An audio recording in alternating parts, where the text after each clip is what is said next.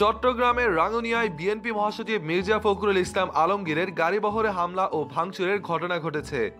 এ সময় ৬ জন আহত হওয়ার খবর পাওয়া গেছে। আজ রবিবার সকালে চট্টগ্রামের রাঙ্গুনিয়ায় ইসাখালীতে তার গাড়িবহরে হামলা চালানো হয়।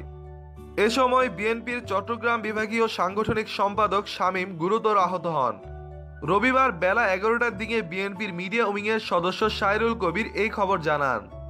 তিনি বলেন, মির্জা ফখরুল ইসলাম আলমগীর যে গাড়িতে ছিলেন তার কাজ সম্পূর্ণ ভেঙে দেওয়া হয়েছে, তবে তিনি সুস্থ আছেন, তার কোনো ক্ষতি হয়নি।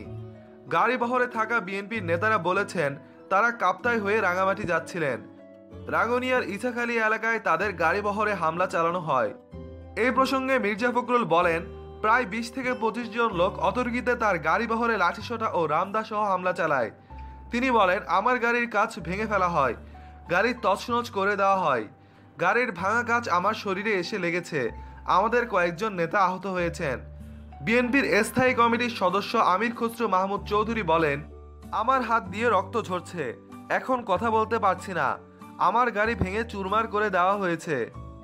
এদিকে এই ঘটনায় তীব্র নিন্দা জ্ঞাপন করেছে বিএনপির স্থায়ী কমিটির